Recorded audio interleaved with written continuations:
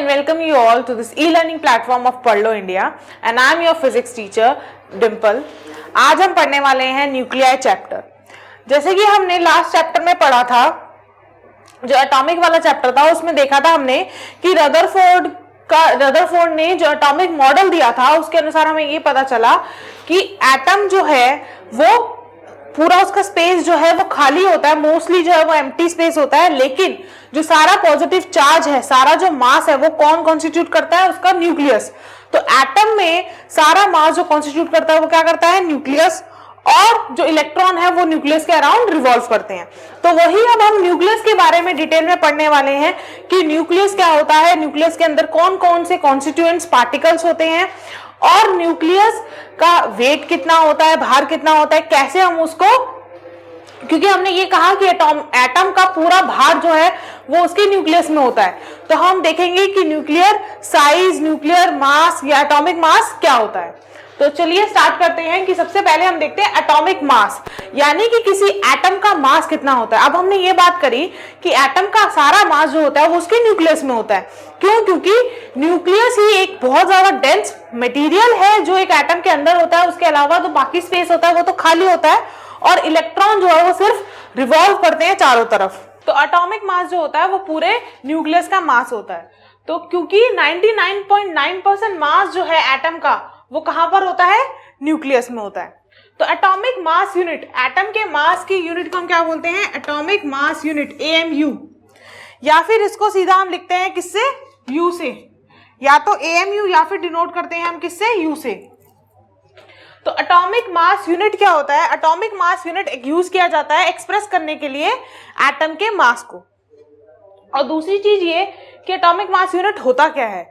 सबसे पहले हम क्या करते हैं? हम कार्बन एटम जो है वो उसका मास जो है वो कंसीडर करते हैं एक, जैसे होता है ना बेस, किसी भी चीज को हम जब कंपैरिजन करते हैं किसी चीज से, यूनिट भी उसकी डिफाइन करते हैं, तो हमारे पास एक बेस होना चाहिए। तो जो हमने AMU डिफाइन करी, हमारे लिए जो बेस था वो था हमारा कार्बन 12 एटम। जो कार्बन 12 एटम है इसका मास, इसके मास का 1/12 हिस्सा जो है वो हमारा क्या डिफाइन करता है? उसे 1 AMU। जो कार्बन एटम का जो मास है उसका जब हम 1/12 हिस्सा लेंगे, 1/12वां हिस्सा जब हम लेंगे कार्बन एटम का, तो जो हमें मास मिलेगा उसको हम क्या कहते हैं? 1 AMU। और 1 AMU या फिर 1 U की वैल्यू होती है 1.66 × 10⁻27 kg। ये होता है हमारा AMU। तो C12 जो C12 कार्बन एटम है, उस कार्बन एटम के 1/12 हिस्से को, उसके मास के 1/12 हिस्से को का जो मास होता है उसको हम क्या बोलते हैं? AMU। और AMU की वैल्यू होती है 1.67 × 10⁻27 kg। और यही क्या होता है? मास ऑफ प्रोटॉन होता है। क्यों? क्योंकि जो न्यूक्लियस, जो हाइड्रोजन है, वो सबसे ज्यादा लाइटेस्ट जो एटम है वो है और उसके अंदर एक ही प्रोटॉन है। तो एक प्रोटॉन का मास क्या होता है? 1.67 × 10⁻27 kg। अब न्यूक्लियस के कौन कौन से पार्टिकल्स होते हैं न्यूक्लियस के अंदर? जो ये न्यूक्लियस है, हमने बोला ये न्यूक्लियस होता है सेंटर में डेंस पार्टिकल, और इलेक्ट्रॉन जो है वो उसके चारों तरफ रिवॉल्व करते हैं। तो इस न्यूक्लियस के अंदर कौन कौन से पार्टिकल हैं जो उस पूरे भार को कॉन्स्टिट्यूएट कर रहे हैं? तो सबसे पहले होता है न्यूक्लियस में, वो होता है प्रोटॉन। जो न्यूक्लियस में सबसे पहले कॉन्स्टिट्यूट होता है वो होता है प्रोटॉन, जिसको हम डिनोट करते हैं P से। और दूसरे पार्टिकल होते हैं न्यूट्रॉन। प्रोटॉन और न्यूट्रॉन दो पार्टिकल है, इसको हम डिनोट करते हैं N से और इसको लिखते हैं हम P से। जो प्रोटॉन होता है इसमें होता है पॉजिटिव चार्ज, प्रोटॉन पे पॉजिटिव चार्ज होता है, और न्यूट्रॉन जो होता है वो उस पे कोई चार्ज नहीं होता, 0 चार्ज होता है। प्रोटॉन और न्यूट्रॉन जो है वो दो कॉन्स्टिट्यूएंट पार्टिकल्स होते हैं न्यूक्लियस के। प्रोटॉन जो है वो पॉजिटिव चार्ज कैरी करता है और न्यूट्रॉन पे कोई चार्ज नहीं होता, लेकिन मास कैरी करता है। इसमें मास होता है, इसमें चार्ज भी होता है और मास भी होता है। इसका मास जो होता है वो होता है 1.67 × 10⁻27 kg। क्या होता है प्रोटॉन का मास? 1.67 × 10⁻27 kg। इसके अप्रोक्सीमेटली, इस मास के अप्रोक्सीमेटली ही न्यूट्रॉन का मास होता है, और इसका मास भी अप्रोक्सीमेटली क्या होता है? 1.67 × 10⁻⁻27 kg। तो एक डिफरेंस क्या आया कि ये पॉजिटिव चार्ज कैरी करता है और ये क्या करता है, जीरो चार्ज, चार्जलेस होता है। अब आता है दूसरा, किसी भी एलिमेंट को डिनोट करते हैं तो हम ऐसे लिखते हैं x, z और a। सपोज अगर हमने कार्बन एटम को डिनोट करना है तो हम कार्बन का ऐसे लिखते हैं C612, यानी कि ये 6 जो है वो z है और 12 जो है वो a है। अब ये z और a क्या होता है, जो z होता है इसको हम बोलते हैं एटॉमिक नंबर। क्या होता है ये, atomic number. Atomic number z ये हमें क्या बताता है, ये हमें बताता है कि नंबर ऑफ प्रोटॉन्स कितने हैं न्यूक्लियस के अंदर। क्या बताता है कि नंबर ऑफ प्रोटॉन्स कितने हैं न्यूक्लियस के अंदर, या फिर नंबर ऑफ इलेक्ट्रॉन्स, क्योंकि नंबर ऑफ प्रोटॉन्स और नंबर ऑफ इलेक्ट्रॉन्स इक्वल्स होते हैं। तो एटॉमिक नंबर यानी कि z हमें क्या बताता है कि एक न्यूक्लियस के अंदर कितने नंबर ऑफ प्रोटॉन्स या फिर कितने नंबर ऑफ इलेक्ट्रॉन्स हैं। जो ये a है ये बताता है हमें एटॉमिक मास नंबर। क्या होता है ये, एटॉमिक मास। किससे डिनोट करते हैं हम इसको, a से। ये हमें क्या बताता है, ये हमें बताता है number of protons plus number of neutron, number of proton plus number of neutron, यानी कि टोटल जितने पार्टिकल्स है। जैसे अब इसमें प्रोटॉन की संख्या थी 6, z मतलब प्रोटॉन की संख्या है 6 और ये a है। a का मतलब है प्रोटॉन प्लस न्यूट्रॉन। 6 तो हो गए प्रोटॉन, तो बचे कितने, 6, यानी कि 6 ही प्रोटॉन है कार्बन में और 6 ही न्यूट्रॉन है। तो ये हमें बताता है a और ये हमें बताता है z। तो proton, number of proton plus number of neutron क्या बताता है हमें, मास नंबर यानी कि a। अब जैसे ही अब हम बात करें कि कोई भी एक पार्टिकल है, कोई भी एक एलिमेंट है, उसको हम ऐसे डिनोट करते हैं जहां पे नीचे होता है हमारा एटॉमिक नंबर और ऊपर होता है हमारा मास नंबर या फिर एटॉमिक मास। तो जब हम डिफरेंट एलिमेंट्स को कंसीडर करते हैं तो हम ये देखते हैं कि कई एक ही एलिमेंट ऐसा है कि जिसमें किसी में सेम जो है वो एटॉमिक नंबर z की वैल्यू सेम होती है लेकिन डिफरेंट a होता है। तो इन सब के लिए हम अलग अलग नाम दिए गए हैं, जैसे कि आइसोटोप। आइसोटोप्स क्या होते हैं, आइसोटोप्स वो एलिमेंट होते हैं जिसमें सेम जो है वो होता है हमारा एटॉमिक नंबर, यानी कि z जो है वो सेम होता है लेकिन एटॉमिक मास नंबर यानी कि a जो है वो अलग होता है। तो सेम z डिफरेंट a, ऐसे याद रखो, सेम z डिफरेंट a। तो ये क्या बताता है हमें, आइसोटोप्स। जैसे कि हाइड्रोजन की 3 आइसोटोप्स है। ये हाइड्रोजन है जिसके अंदर एक प्रोटॉन है, कोई न्यूट्रॉन नहीं है, तो एक प्रोटॉन की वैल्यू होगी z = 1। ये हमारा ड्यूटेरियम, ये है जिसके अंदर एक ही प्रोटॉन है लेकिन न्यूट्रॉन कितना है, 1, तो a कितना हो गया, 2। यहाँ पे भी z = 1 है। ट्रिशियम, ये भी एक आइसोटोप है हाइड्रोजन का जिसके अंदर z = 1 है, यानी कि प्रोटॉन तो एक ही है लेकिन न्यूट्रॉन की संख्या कितनी होगी अब इसमें, 2। जो ये है हमारा आइसोटोप, ये बहुत ही ज्यादा अनस्टेबल है और ये हमारे नेचुरली पाया नहीं जाता, इसको आर्टिफिशियली बनाया जाता है। लेकिन ये क्या है, 3 आइसोटोप्स हैं किसके, हाइड्रोजन के। अब आता है हमारा आइसोबार। आइसोबार का मतलब क्या होता है, आइसोबार वो होते हैं जिसके अंदर इसका उल्टा, यहाँ पे क्या था, सेम z था डिफरेंट a था, अब यहाँ पे क्या है, सेम a है लेकिन डिफरेंट z है। तो इसमें क्या होगा, same mass number different atomic number. तो सेम a डिफरेंट z, वहां था सेम z डिफरेंट a, यहाँ पे सेम a डिफरेंट z। यानी कि जैसे कि अगर हम एग्जांपल ले 1H3, यानी कि इसमें नंबर ऑफ प्रोटॉन्स है 1 और नंबर ऑफ न्यूट्रॉन है हमारे 2, और इसमें क्या है, नंबर ऑफ प्रोटॉन्स 2 है लेकिन नंबर ऑफ जो हमारा एटॉमिक नंबर है वो क्या है, सेम। दोनों में 3 है एटॉमिक नंबर, एटॉमिक मास, लेकिन हमारा एटॉमिक नंबर क्या है, डिफरेंट है। इसमें प्रोटॉन की संख्या 1 है और इसमें प्रोटॉन की संख्या कितनी है, 2। अब हमारा तीसरा टाइप ऑफ एलिमेंट्स आते हैं आइसोटोन्स। आइसोटोन का मतलब होता है जिसमें हमारे सेम नंबर ऑफ n, मतलब न्यूट्रॉन की संख्या सेम होती है लेकिन एटॉमिक नंबर जो है वो डिफरेंट होता है। इसमें होता है same n but different z, same n but different z।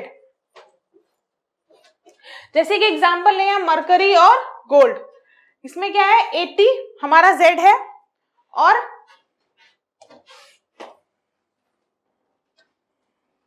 80 हो गया हमारा z और हमारे पास a, यानी कि z प्लस n कितना है हमारे पास, z प्लस n 198।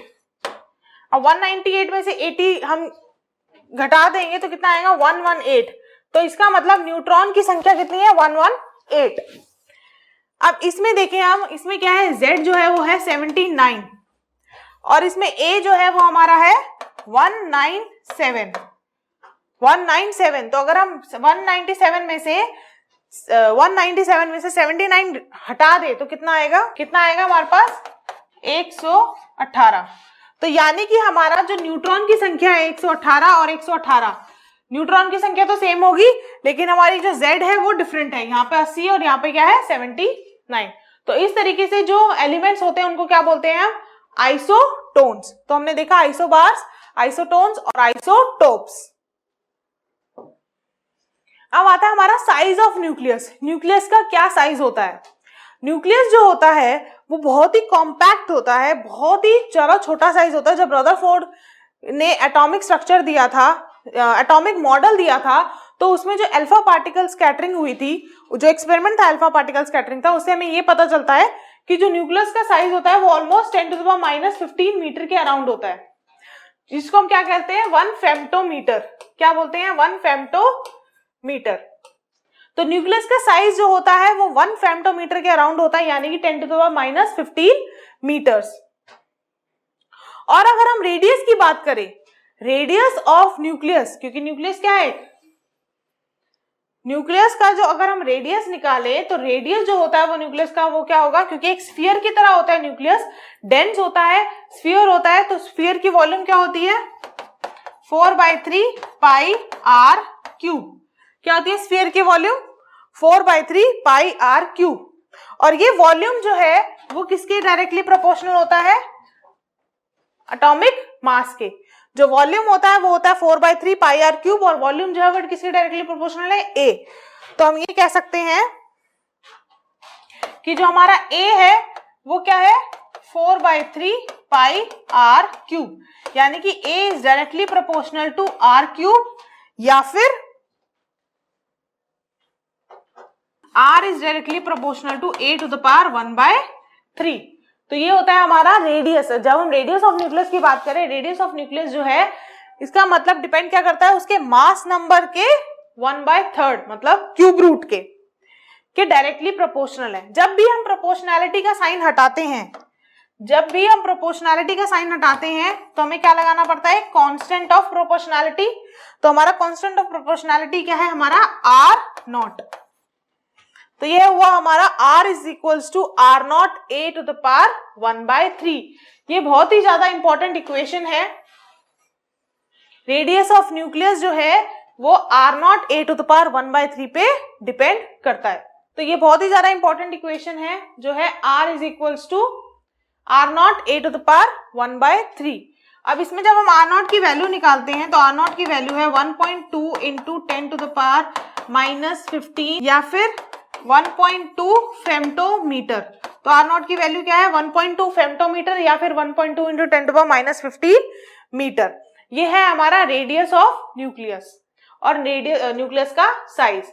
अब आता जब हमने बोला कि वॉल्यूम जो है वो डायरेक्टली प्रोपोर्शनल है किसके ए के, तो इसका मतलब ये है, हम ये इससे कंक्लूजन निकालते हैं कि जो डेंसिटी ऑफ न्यूक्लियस है वो क्या रहती है कांस्टेंट रहती है। डेंसिटी क्या होता है मास पर यूनिट वॉल्यूम। क्या होता है मास पर यूनिट वॉल्यूम होता है हमारा डेंसिटी। और जब वॉल्यूम भी मास के डायरेक्टली प्रोपोर्शनल है, किसी भी न्यूक्लियस के मास के डायरेक्टली प्रोपोर्शनल है, इसका मतलब जो उसकी डेंसिटी है जो होता है मास पर यूनिट वॉल्यूम वो क्या होगी कांस्टेंट होगी। क्या होगी वो कांस्टेंट। तो डेंसिटी ऑफ न्यूक्लियस जो है वो कांस्टेंट रहती है और डेंसिटी ऑफ न्यूक्लियस की वैल्यू क्या होती है ये 2.3 इंटू 10⁻17 kg पर मीटर क्यूब, जो बहुत ही ज्यादा हाई डेंसिटी है। क्या है बहुत ही ज्यादा हाई डेंसिटी और ये कांस्टेंट वैल्यू होती है। अब आता है मास एनर्जी इक्विवेलेंस। जैसे कि हम सभी को पता है बहुत ही फेमस इक्वेशन, वो क्या है हमारी एनर्जी को मास से इक्वेट करती है। क्या करती है एनर्जी को मास से इक्वेट करती है, यानी कि हमारा जो मास है वो भी एक तरह, आइंस्टाइन ने ये शो किया कि जो हमारा मास है या कोई भी बॉडी का जो मास होता है वो भी एक तरह की क्या होती है, एनर्जी होती है। तो वो एनर्जी को मास से इक्विवेलेंट करने वाली की जो इक्वेशन है वो उसको हम क्या बोलते हैं, एनर्जी मास इक्विवेलेंस, या फिर E is equals to mc²। तो मास क्या है, another form of energy, form of energy है मास एक तरीके से, क्योंकि मास को एनर्जी में कन्वर्ट किया जा सकता है। तो जिस भी एनर्जी को, अगर हम, एनर्जी की फॉर्म क्या होती है, इसका मतलब एनर्जी की फॉर्म ये है कि एनर्जी को एक फॉर्म से दूसरे फॉर्म में कन्वर्ट किया जा सकता है, तो वो हमारी क्या होती है, फॉर्म ऑफ एनर्जी। जैसे कि heat energy, chemical energy, electrical energy, वैसे ही मास को क्योंकि हम एनर्जी में कन्वर्ट कर सकते हैं, इसलिए मास भी क्या है, एक तरह की एनर्जी का फॉर्म है। और उसको कन्वर्ट करने के लिए जो इक्वेशन दी गई वो आइंस्टाइन द्वारा दी गई, जिसका जो है E is equals to mc²।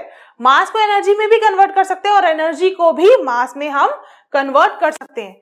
ये तब होता है जब हम क्या करते हैं, मास को, जैसे अगर हमने कोई भी न्यूक्लियाई लिया, जब वो न्यूक्लियाई टूटता है दो हिस्सों में, जब वो न्यूक्लियाई दो हिस्सों में टूटता है, या फिर जो न्यूक्लियाई के जो पार्टिकल का, अगर मैं एक न्यूक्लियाई लूं, उसके अंदर क्या होते हैं, प्रोटॉन्स भी होते हैं और न्यूट्रॉन्स भी होते हैं। तो अगर वो मैं न्यूक्लियस का, अगर मैं भार अलग से लूं और उसके कॉन्स्टिट्यूएंट्स के भार को ऐड करके भी न्यूक्लियस का भार निकालूं, तो हमें क्या मिलता है, डिफरेंस मिलता है दोनों के भार में। ये डिफरेंस जो है ये प्रूव करता है कि एनर्जी मास में क्या होता है, डिफेक्ट होता है, और एनर्जी जो है वो कन्वर्ट की जा सकती है किसमें, मास में। कंजर्वेशन ऑफ एनर्जी क्या स्टेट करता है कि इनिशियल एनर्जी और फाइनल एनर्जी इक्वल होगी तभी, अगर हमने एनर्जी में मास एनर्जी को भी कंसिडर किया है, तभी वो कंजर्वेशन ऑफ एनर्जी जो है वो फॉलो करेगा। अब आता है हमारा न्यूक्लियर बाइंडिंग एनर्जी। जैसा कि मैंने अभी आपको बताया कि कोई भी एक न्यूक्लियस है, उसके अंदर कॉन्स्टिट्यूएंट पार्टिकल्स क्या है, प्रोटॉन और न्यूट्रॉन्स। तो अगर हम प्रोटॉन और न्यूट्रॉन्स का मास कैलकुलेट करें अलग से और टोटल न्यूक्लियस का मास कैलकुलेट करें, तो दोनों के मास में क्या आता है, डिफरेंस आता है।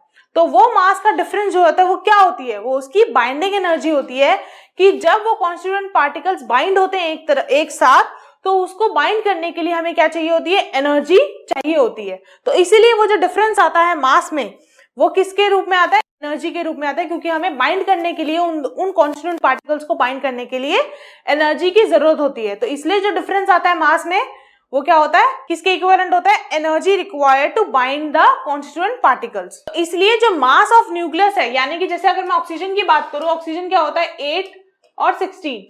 अगर मैं ऑक्सीजन की बात करूं, तो अगर मैं टोटल ऑक्सीजन मॉलिक्यूल एटम का जो मास होगा, इसका मास सपोज मैं ले लेती हूँ कैपिटल M, और इसके कॉन्स्टिट्यूएंट पार्टिकल्स को ऐड करने पे, यानी कि 8 प्रोटॉन का मास प्लस 8 न्यूट्रॉन का मास अगर मैं ऐड करूं, तो मुझे जो मास मिलेगा वो हमेशा क्या होगा, ज्यादा होगा इस मास से। तो कैपिटल M जो है वो हमेशा कम होगा इन दोनों के मास के एडिशन से। क्यों? क्योंकि हमें क्या चाहिए, उनको बाइंड करने के लिए एनर्जी चाहिए, और वो जो डिफरेंस आता है वो उस एनर्जी के रूप में यूज होता है उन दोनों को बाइंड करने के लिए। तो ये जो डिफरेंस आता है मास ऑफ न्यूक्लियस और उसके कॉन्स्टिट्यूएंट में, उसको हम किससे क्या बोलते हैं, हम उसको मास डिफेक्ट। क्या बोलते हैं हम उसको, मास डिफेक्ट, यानी कि delta M। Mass defect means कि मास ऑफ न्यूक्लियस और उसके कॉन्स्टिट्यूएंट पार्टिकल के मास में डिफरेंस होना क्या कहलाता है, मास डिफेक्ट। और इसको हम लिखते हैं डेल्टा M। डेल्टा M क्या होता है, Z into mass of proton, means number of protons into mass of proton. जितने मास ऑफ प्रोटॉन है, जितने प्रोटॉन्स हैं उसको मल्टीप्लाई करेंगे एक प्रोटॉन के मास से, प्लस A माइनस Z यानी कि नंबर ऑफ न्यूट्रॉन्स। ये क्या बताता है हमें, नंबर ऑफ न्यूट्रॉन्स, क्योंकि A जो होता है वो क्या होता है, Z प्लस N, उसमें से हमने Z हटा दिया, यानी कि हमें क्या मिल गया, मास नंबर ऑफ न्यूट्रॉन्स।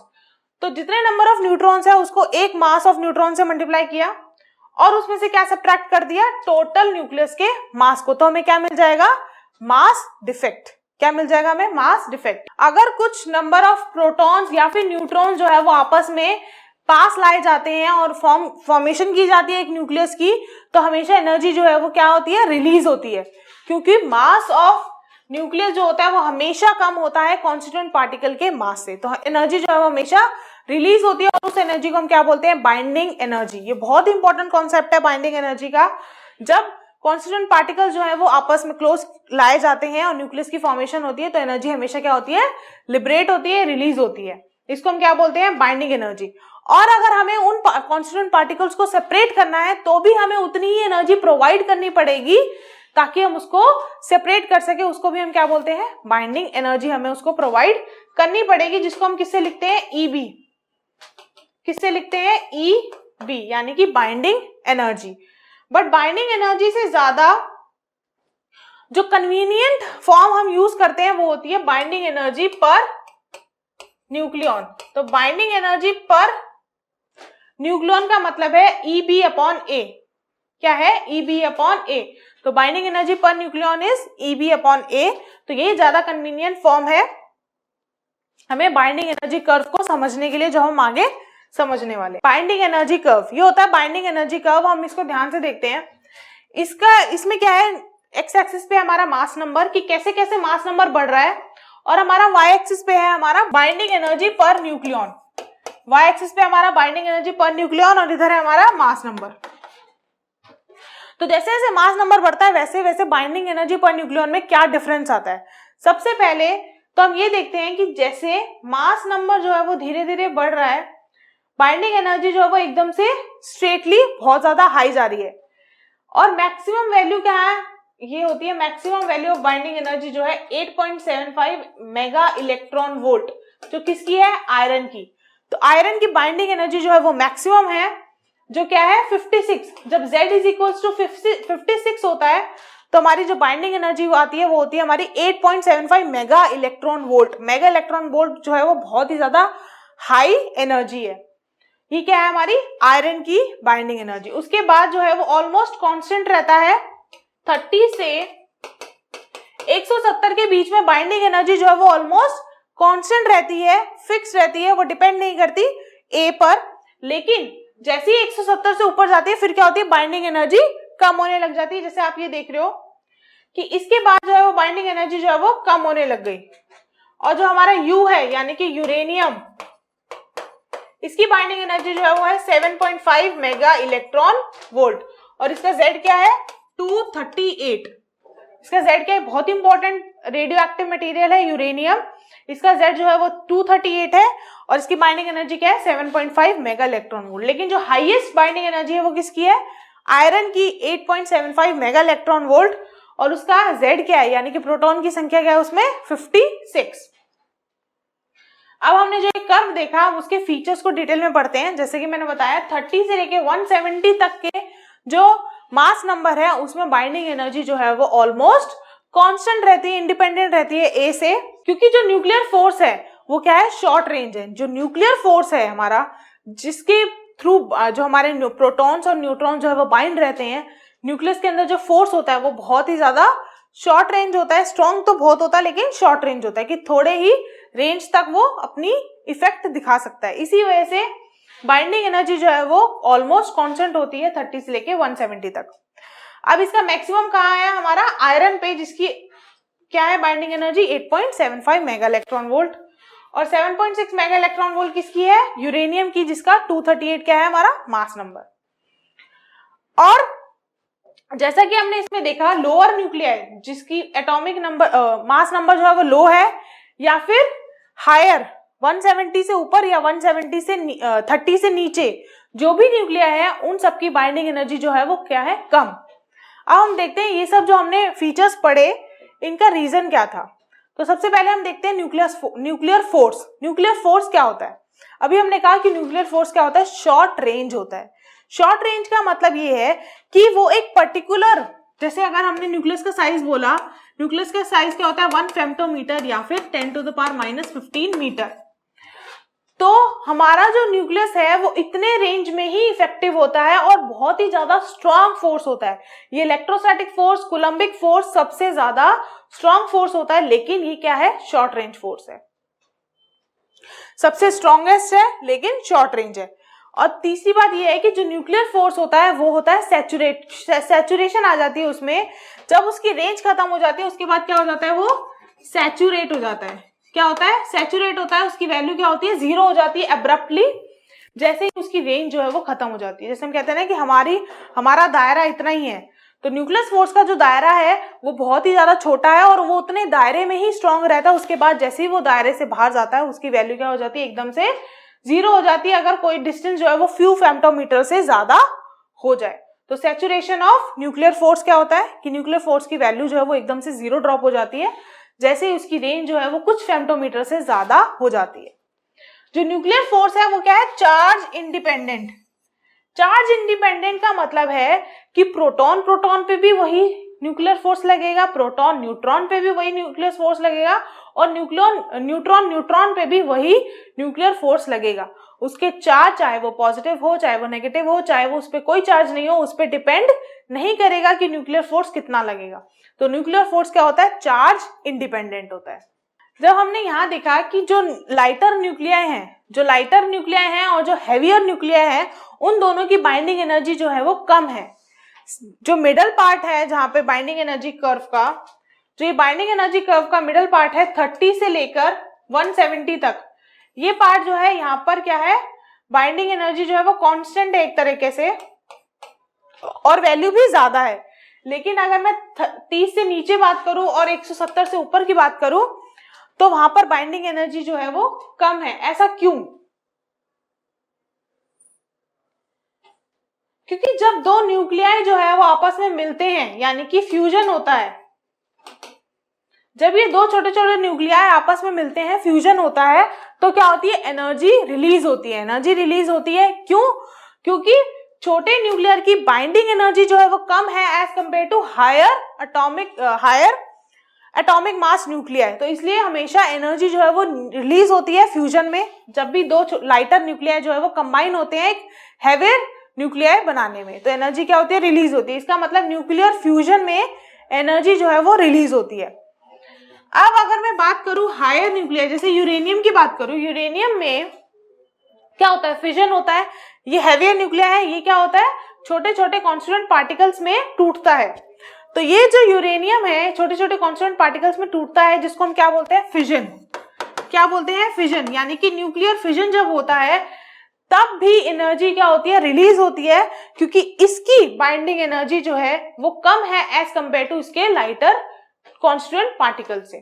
तो इसलिए हमेशा न्यूक्लियर फिजन और न्यूक्लियर फ्यूजन में बाइंडिंग एनर्जी जो है वो रिलीज होती है और हमें क्या मिलता है, हमें क्या मिलती है, एनर्जी जो है वो बहुत ही ज्यादा, मतलब मेगा इलेक्ट्रॉन वोल्ट्स में हमें एनर्जी जो है वो मिलती है, किसमें, फिजन में और फ्यूजन में। तो यहाँ पे हमारा पार्ट 1 खत्म होता है न्यूक्लियर चैप्टर का, जिसमें हमने देखा कि न्यूक्लियर फोर्स, न्यूक्लियर के कॉन्स्टिट्यूएंट्स, न्यूक्लियर साइज, क्या न्यूक्लियस जो है वो किस किस पार्टिकल्स का कॉन्स्टिट्यूएंट है, बाइंडिंग एनर्जी क्या होती है, ये सब हमने देखा। अब हम इसका नेक्स्ट पार्ट जो है वो रेडियो एक्टिविटी, वो नेक्स्ट क्लास में स्टार्ट करेंगे। तब तक के लिए स्टे ट्यून्ड विद पढ़ लो इंडिया एंड थैंक यू।